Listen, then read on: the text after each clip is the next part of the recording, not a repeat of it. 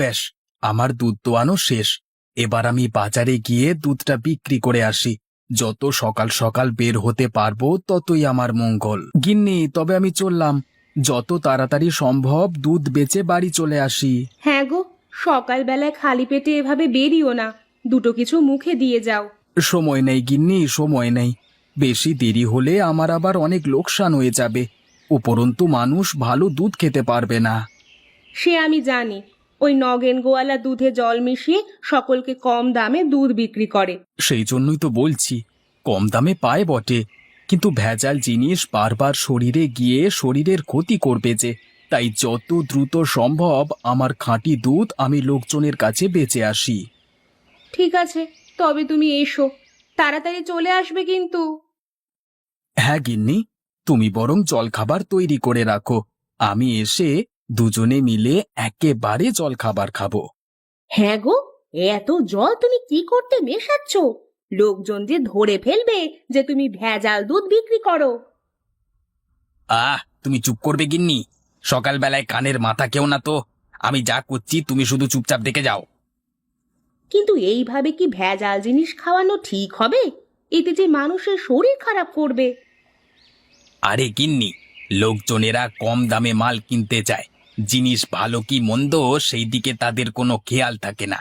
আর আমি যদি খাঁটি দুধ কম দামে দিই, তাহলে আমার আর কোনো লাভ থাকবে কি? গিন্নি তুমি থাকো, আমি চললাম। ঝটাঝট দুধ বিক্রি করে চলে আসবো। ঠিক আছে, এসো। হ্যাঁ রে রামু, আজকালকার খাবার দাবারে ঠিক সেই স্বাদটা আগের মতো পাই না, বুঝলি?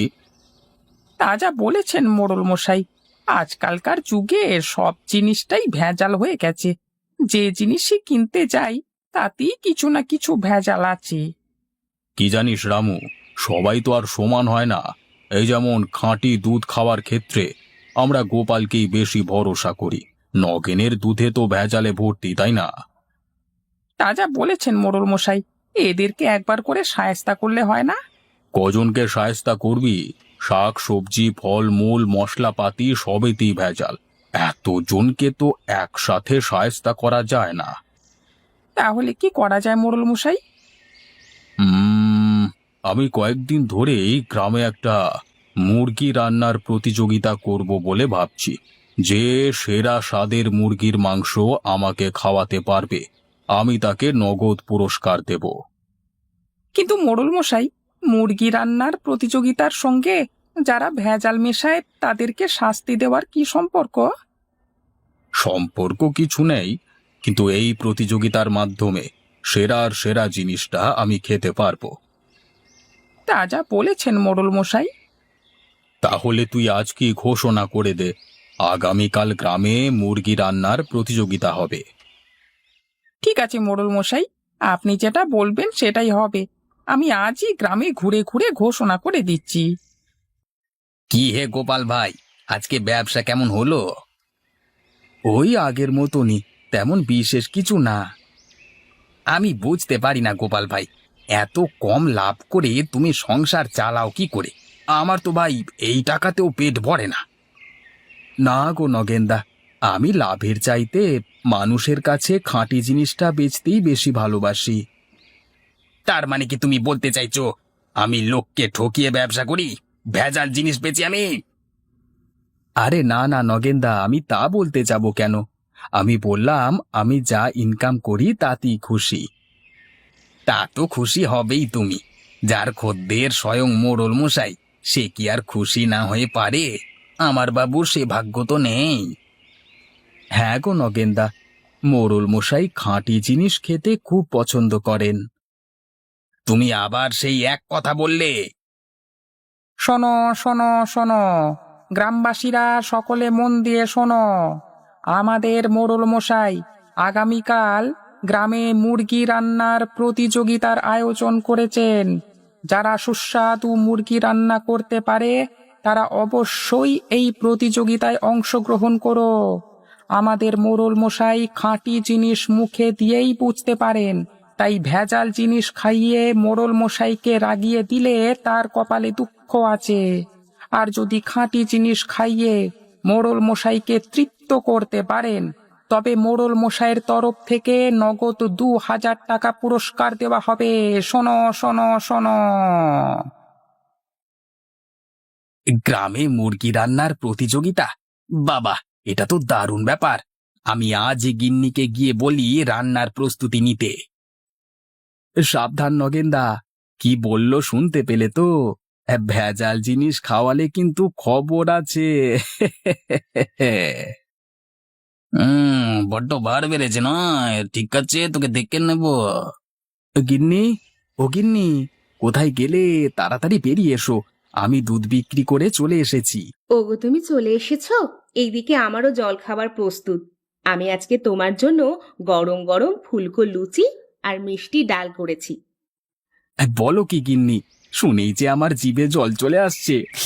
ঠিক আছে, আমি বরং হাত মুখটা ধুয়ে আসি, তারপর খেতে খেতে কথা হবে, কেমন? বেশ, তুমি হাত মুখ ধুয়ে ঘরে এসো, আমি খাবার বাড়ি। আহা গিন্নি, তোমার হাতের রান্না এত সুন্দর, তুলনা হয় না গো। কি ব্যাপার, হঠাৎ আজকে এত প্রশংসা করছো? না গো, প্রতিদিনই করব করব ভাবি, কিন্তু ভুলে যাই বুঝলে। আজকে একটা বিশেষ কারণে মাথায় থেকে গেল, তাই বলে ফেললাম। তা সেই বিশেষ কারণটা কি? গিন্নি, আগামীকাল মোড়ল মশাই গ্রামে মুরগি রান্নার প্রতিযোগিতার আয়োজন করেছেন। আমি ভাবছি তোমাকে সেই প্রতিযোগিতায় অংশগ্রহণ করাবো। সে তো খুব ভালো কথা গো। আমারও অনেক দিন ধরে ইচ্ছে ছিল আমাদের মোড়ল মশাইকে কিছু রেঁধে খাওয়ানোর, কিন্তু সেই সুযোগ হয়ে ওঠেনি। কালকে তাহলে সেই সুযোগটা পাবো, বলো? হ্যাঁ গিন্নি, তোমার রান্নার প্রতি আমার অগাধ বিশ্বাস। আমি জানি এই মুরগি রান্নার প্রতিযোগিতায় তুমিই জিতবে। তুমি এতটা নিশ্চিত হচ্ছ কিভাবে? গ্রামের আরো অনেক বউ মানুষ আছে, তাদের রান্না ভালোও হতে পারে। না গো গিন্নি, সবসময় একটা কথা মনে রাখবে, যাদের খাঁটি জিনিস খাওয়ার অভ্যেস নেই, তাদের খাঁটি জিনিস খাওয়ানোরও অভ্যেস থাকে না। এবার শুধু আজকের রাতটার অপেক্ষা, তারপরই। যেটা বললাম কিন্তু মাথায় আছে তো? কিন্তু তুমি যে আমাকে বলো আমার রান্না বান্নার হাত নাকি ভালো নয়, আমার রান্না করা খাবার খেতে একদমই সুস্বাদু হয় না, তাহলে মোড়ল মশাই যদি ধরতে পারে তাহলে তো আমাদের শাস্তি দেবেন। ওসব নিয়ে তোমাকে কোনো চিন্তা করতে হবে না, প্রতিযোগিতায় আমরাই জিতব। সেসব তুমি আমার উপর ছেড়ে দাও, তুমি শুধু চুপচাপ রান্না করবে। ঠিক আছে, তুমি যা বলবে তাই করব, কিন্তু এতে যেন হিতে বিপরীত না হয়ে যায়। আহ, শুধু শুধু ভয় পাওয়ার কোনো প্রয়োজন নেই। আমার শুধু পুরস্কারের টাকাটা প্রয়োজন, তার জন্য আমি সবকিছু করতে পারি। রামু, এ কি দেখছি আমি? এ তো প্রতিযোগী মোটে দুজন। গ্রামের আর বাকি গিন্নি মানুষেরা গেল কোথায়? মোড়ল মশাই, কেন শুধু শুধু ভেজাল জিনিস খেয়ে আপনার নিজের পেট খারাপ করবেন? তাই আমি ঘোষণার সময় একটু বেশি বেশি বলে দিয়েছিলাম। তাই নাকি? তা কি বলেছিলিস? হ্যাঁ, আমি বলেছিলাম মুরগি রান্নার প্রতিযোগিতায় যদি খাঁটি মুরগির মাংস রান্না করে খাওয়াতে না পারো, তাহলে মোড়ল মশাই আস্ত রাখবেন না। ও, তাই জন্যই বুঝি যারা ভেজাল জিনিস খেয়ে অভ্যস্ত, তারাই ভয়ে এই মুরগি রান্নার প্রতিযোগিতায় অংশগ্রহণ করেনি। হ্যাঁ মোড়ল মশাই, ঠিক তাই। তাহলে আর দেরি করে লাভ নেই, আমরা যত তাড়াতাড়ি সম্ভব মুরগি রান্নার প্রতিযোগিতা শুরু করে দিই। আমাদের এই মুরগি রান্নার প্রতিযোগিতায় অংশগ্রহণ করেছে মোটে দুজন, গোপালের স্ত্রী লতা এবং নগেনের স্ত্রী নীলিমা। তোমরা দুজনে ওই পর্দার আড়ালে গিয়ে তোমাদের রান্নাটা শুরু করো। তোমাদের হাতে 1 ঘন্টা সময় আছে, তার মধ্যে রান্না শেষ করতে হবে। তোমাদের সময় সমাপ্ত হয়ে গেছে গো, তোমরা এবার এখান থেকে বেরিয়ে এসো। মোড়ল মশাই নিচে এসে তোমাদের তৈরি করা মুরগির মাংস পরখ করে দেখবেন। এই প্রতিযোগিতা যে আমাকে জিততেই হবে, তাই জন্য এই ওষুধ গোপালের গিন্নির খাবারে মিশিয়ে দিই। তোমাদের রান্না শেষ, আশা করব তোমরা দুজনেই খুব ভালোভাবে রান্না করেছো। এবার আমার খেয়ে দেখবার পালা। প্রতিযোগিতার বিজয়ীর নাম শুনবার জন্য তোমরা কিছুটা অপেক্ষা করো। এই রান্নাটা কে করেছে রে? আগে এই রান্নাটা নগেনের স্ত্রী নীলিমার হাতের রান্না। আচ্ছা, বুঝলাম। এবার চল, মঞ্চে যাই। আবার যথারীতি খাবারের স্বাদ নেওয়া সম্পূর্ণ হয়ে গেছে। এরপর আমি মুরগি রান্নার প্রতিযোগিতায় বিজয়ীর নাম ঘোষণা করব। তোমাদের কি মনে হয়, গ্রামবাসীরা, কে বিজয়ী হতে পারে? অবশ্যই গোপালের বউ, কারণ গোপাল বেচেও খাঁটি জিনিস আর খায়ও খাঁটি জিনিস। হ্যাঁ, তোমরা ঠিকই আন্দাজ করেছ। আজকের এই মুরগি রান্নার প্রতিযোগিতার বিজয়ী হলো গোপালের স্ত্রী লতা। না মোড়ল মশাই, এ অন্যায়, ঘোর অন্যায়। নগেন, তুমি চিৎকার না করে কি বলতে চাও স্পষ্ট করে বলো। আমি বলতে চাইছি, গোপালের স্ত্রী কিছুতেই এই প্রতিযোগিতায় বিজয়ী হতে পারে না। কেন হতে পারে না? তুমি কি আমার স্বাদ গ্রহণের প্রতি সন্দেহ প্রকাশ করছো? সকল গ্রামবাসীর যে এত বিশ্বাস গোপালের স্ত্রীর প্রতি, তার প্রতি তুমি সন্দেহ প্রকাশ করছো? না মোড়ল মশাই, সেটা বলতে চাইছি না, কিন্তু এই প্রতিযোগিতায় কিছুতেই গোপালের স্ত্রীর বিজয়ী হওয়া সম্ভব নয়।